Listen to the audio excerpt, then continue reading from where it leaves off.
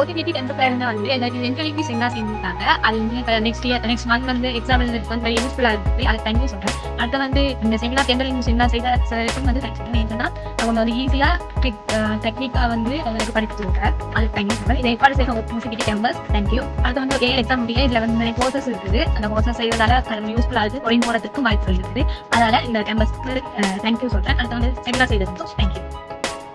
First of all, nothing thanks. Time எல்லாத்தையும் serve பண்ணி வெல்காக admit எல்லாத்துக்கும் முக்கியமாக தேங்க்யூ.